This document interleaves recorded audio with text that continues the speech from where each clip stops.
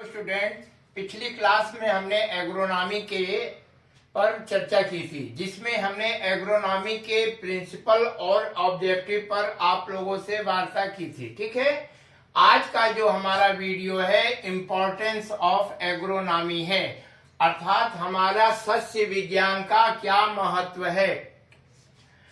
पहला है identification of the proper season of the cultivation. सबसे पहले हम जो है इम्पोर्टेंस में देखते हैं कि हम जो है प्रॉपर सीजन, अर्थात हमारे पास 3 सीजन होते हैं, खरीफ, रबी और जायद। इसमें कौन कौन सी क्रॉप जो है हमको बोनी है। ठीक है, फिर आता है प्रॉपर मेथड ऑफ कल्टीवेशन, और इसके बाद जो है हमको जो है इसमें अंतर्गत अध्ययन किया जाता है कि हमारा प्रॉपर मेथड ऑफ कल्टीवेशन क्या है। जैसे हमारे यहाँ प्रॉपर जो है किसान जनरली जो है ब्रॉडकास्टिंग मेथड करता है, जो कि फिर उसके पश्चात जो है हल के पीछे बोने का मेथड यूज करता है। तीसरा जो है डिबलर मेथड यूज करता है। उसके बाद बैलों द्वारा चालित जो होती है हमारी सीड ड्रिल, अर्थात बीज बोने की मशीन का प्रयोग करता है।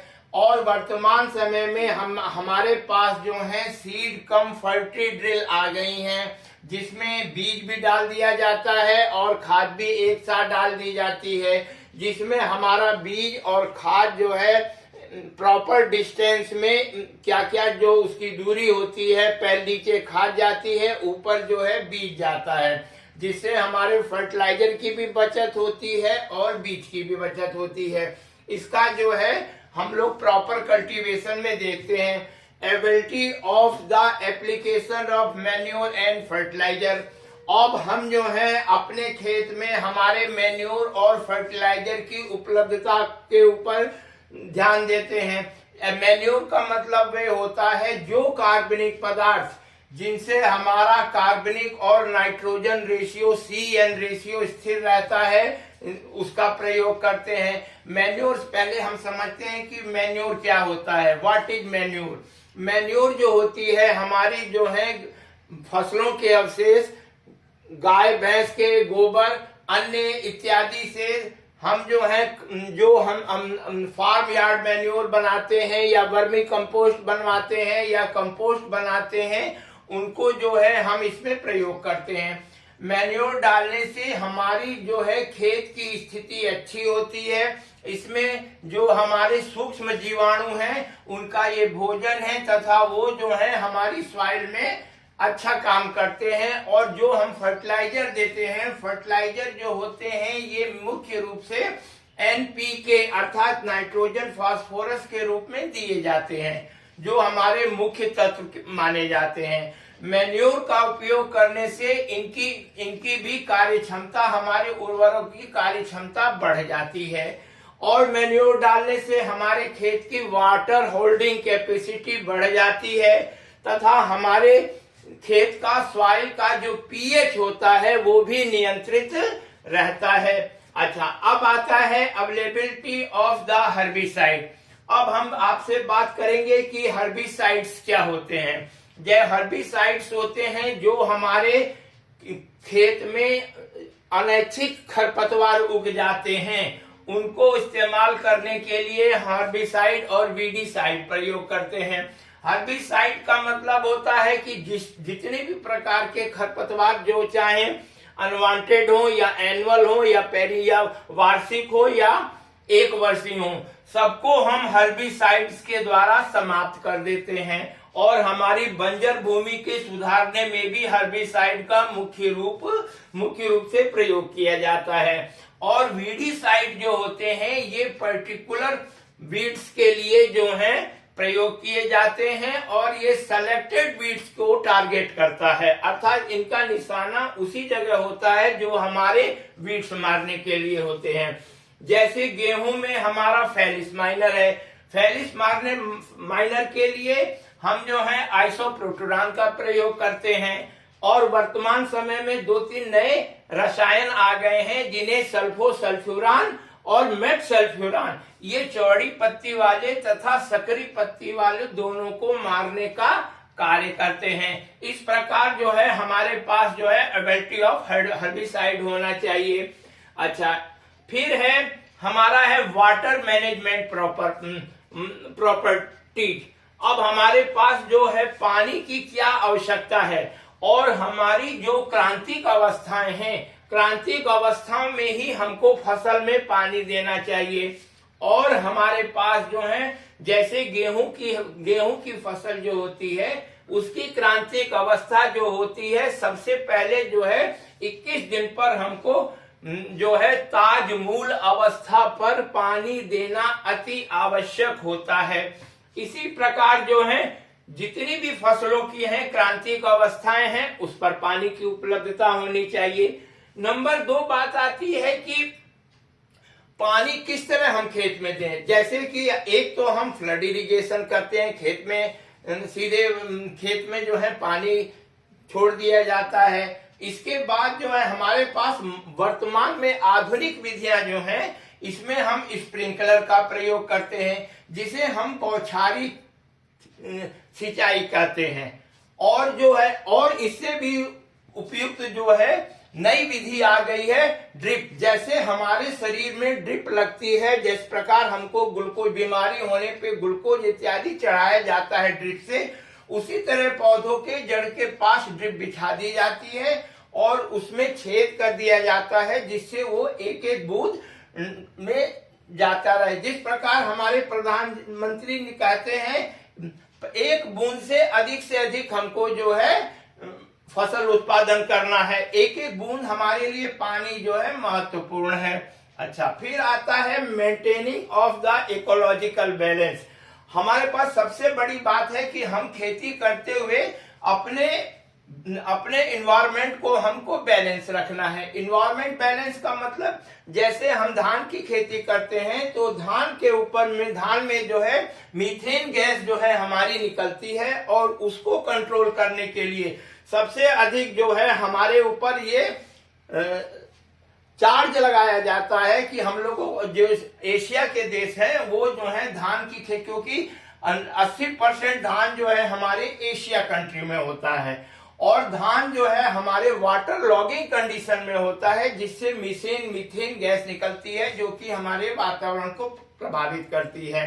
अच्छा, इसको रोकने के लिए हम जो है धान के लिए कम से कम पानी में धान को पैदा करने की संस्तुति करते हैं, जिससे कि हमारा इकोलॉजिकल बैलेंस जो है हमारा पूरा वातावरण जो है शुद्ध रहे और इसमें कोई भी ऐसे हानिकारक कीट या रसायन ना उपयोग किए जाएं जो कि हमारे इकोलॉजिकल बैलेंस को नुकसान पहुंचाएं। अब आ जाते हैं हम लोग की रोल ऑफ द एग्रोनॉमिस्ट।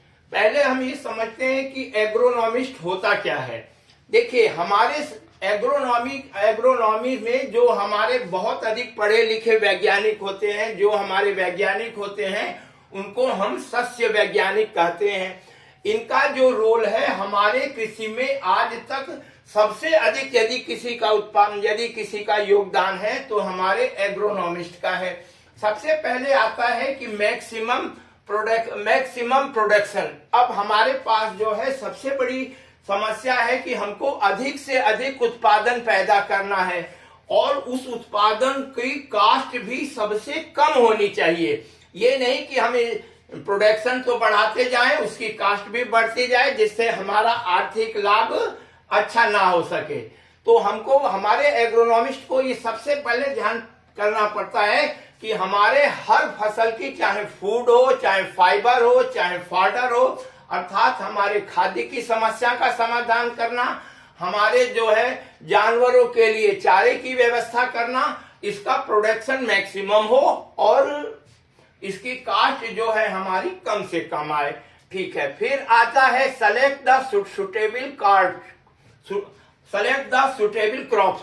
अब ये होता है हमको जो है अपने पूरे इसमें ये हमारा वैज्ञानिक हमारे जो है एग्रीकल्चर जोन के अनुसार, क्लाइमेटिक जोन के अनुसार जो है हमारे सस्य वैज्ञानिक जो है फसलों को रिकमेंड करते हैं कि आपको इस फसल में इस तरह बोना चाहिए और ये फसल हमारे लिए इस यहाँ के क्षेत्र के लिए उपयोगी होती है। उनके जो संस्कृति के अनुसार हम जो है उसका प्रयोग करते हैं। और फिर कहते हैं, फिर नेक्स्ट आता है हमारा एफिशिएंट मेथड ऑफ कल्टीवेशन।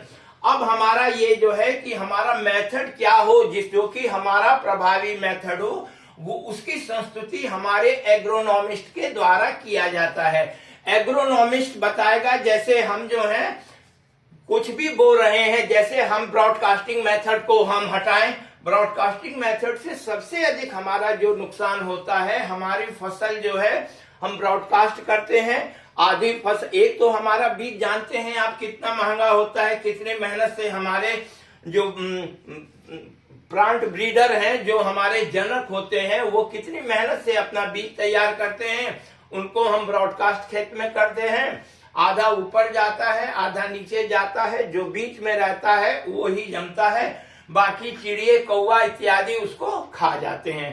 तो पहले हमको कल्टीवेशन का बेस्ट मेथड इस्तेमाल करना चाहिए। बेस्ट मेथड का मतलब ये है कि हमारी बीज की मात्रा कम हो, जो बीज की प्रस्तुति हमारे सस्य वैज्ञानिकों द्वारा की जाती है उसी का प्रयोग किया जाता है। इससे बीज भी कम लगेगा और हमारा उत्पादन भी अच्छा होगा और उसमें अन्य सस्य क्रियाओं करने के लिए हमको समय मिल जाएगा तथा स्थान मिल जाएगा। जैसे हमको वीडिंग व होइंग करना होता है। नंबर 2 बात, हमको जो है उसमें जो है प्लांट प्रोटेक्शन की दवाओं का प्रयोग करना होता है। तो यदि हम साइंटिफिक मेथड से करेंगे तो इसके द्वारा हम जो है इस्तेमाल करके इसको एग्रोनॉमिस्ट की सलाह से हम जो है उसको अच्छा से अच्छा उत्पादन ले सकते हैं। टू सेलेक्ट, नेक्स्ट आता है to select the proper irrigation method. अब हमारे पास जो पानी के स्रोत हैं, जो पानी की अवस्थाएं हैं, उन पानी को हम जो है क्रिटिकल अवस्था में हमको खेत में देना है। कम से कम पानी में अधिक से अधिक उत्पादन हमको पैदा करना है और हमको ये ध्यान रखना है कि हम जो है अपने क्रिटिकल अर्थात क्रांतिक अवस्थाओं पर ही पानी दें। अच्छा, उसके बाद जो है हमारा जैसे पानी देने के लिए हमारे पास कई तरीके हैं। एक तो है हम जो है फ्लड मैन, एक हट्टे अपने खेत में पूरे खेत में पानी भर दिया, इसमें पानी की मात्रा अधिक लगती है तथा हमारी फसलों को नुकसान भी हो सकता है क्योंकि साल्ट ऊपर आ जाते हैं जिससे हमारी फसल पे प्रभावित करते हैं। नेक्स्ट है आते हैं क्रॉपिंग प्लानिंग। अब हमको जो है इस तरह की क्रॉपिंग स्कीम बनानी पड़ती है, क्रॉपिंग की प्लानिंग पढ़नी पड़ती है कि हमारे किसान की या हमारे क्षेत्र की क्या क्या आवश्यकताएं हैं। उसमें हमको जो है पल्सेज क्रॉप्स भी चाहिए, सीरियल क्रॉप्स भी चाहिए, फॉडर क्रॉप्स भी चाहिए तथा फाइबर क्रॉप्स भी चाहिए।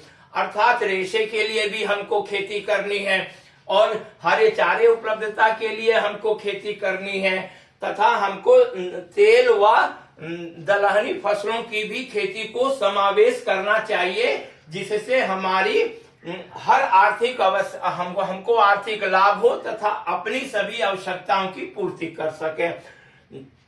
अच्छा, अब आ जाता है डेवलप मेथड ऑफ हार्वेस्टिंग। अब हम ये देखते हैं कि हमको जब हमारी फसल कटने वाली हो अर्थात हमको फसल काटने की मैच्योरिटी अवस्था है तब हम उनको उस अवस्था में काटें कि जिस अवस्था में उसमें थोड़ी नमी रहे। 25 से 30% नमी होने पर हम फसलों को, जैसे गेहूं की धान की फसल काट देते हैं, उससे होता है कि हमारे चावल की जो क्वालिटी होती है वह अच्छी बनती है। सरसों की फसल ले लें, सरसों की फसल को हम कच्ची अवस्था में काटने पे 30% नमी की अवस्था पे काटने से हमारी ये फसल जो है झड़ती नहीं है, वरना अधिक मैच्योर होने पे, अधिक पक जाने पे हमारी फसल जो है नीचे गिर जाती है। अच्छा, अब आ जाता है emphasis of the food fibre and fodder crops. हमारे एग्रोनॉमिस्ट जो है सबसे अधिक इसी बात पर वो ध्यान दे रहे हैं कि हमको जो है फूड, हमारे सभी लोगों के लिए जो है फूड को हम उपलब्ध करा सकें। अच्छा, हाई यील्डिंग वैरायटियों का प्रयोग किया करें, फाइबर है, जैसे फाइबर में फाइबर हम लेते हैं जूट से और कॉटन से। कॉटन में सबसे अधिक कीड़ा लगता है जिसे पिंक बॉलवर्म कहते हैं। पिंक बॉलवर्म से बचाने के लिए हमने बीटी कॉटन का इस्तेमाल शुरू कर दिया है। और जो है फॉडर, फॉडर का मतलब गर्मियों में पहले हमारे जानवरों को हरा चारा नहीं मिलता था। आज जो है हम लोग एनपी चरी है, सूडान चरी है, मक्खन चरी है, नाना प्रकार की चरियों को हर सीजन में हमको फॉडर, क्योंकि हमारी जो है अर्थव्यवस्था जानवरों पर आधारित है। क्योंकि किसान की आर्थिक स्थिति खेती के साथ साथ जब तक हम कोई कृषि का अन्य व्यापार ना करें और सबसे सस्ता जो है हमारी फसलों का सदुपयोग किसान के गोबर के रूप में हम खाद के रूप में कर लेते हैं, तथा जो है हमारे हम उसके अवशेष जो उसका जो वेस्ट मटेरियल होता है उसको हम खाद के रूप में प्रयोग करेंगे। और इसका जो है भूसा हुआ, चारा हुआ, वो हमारे जानवर अपने भोजन में इस्तेमाल करते हैं, जिससे हमको दूध मिलता है और हमारी आर्थिक उन्नति होती है। इस प्रकार इसमें जो है एग्रोनॉमी के हमने इम्पोर्टेंस अर्थात एग्रोनॉमी का क्या महत्व है और हमारे role of the agronomist. Agronomist जो होते हैं अंतोगत्वा हमारी फसल के डॉक्टर कहे जाते हैं, क्योंकि वो जो है हर सब्जेक्ट के हर एग्रोनॉमी के पॉइंट के, चाहे वो इरिगेशन हो, चाहे सीड हो, चाहे आपका कल्टीवेशन मेथड हो, चाहे नई टेक्नोलॉजी के लिए हो, वो हमारे यहाँ के डॉक्टर होते हैं। धन्यवाद।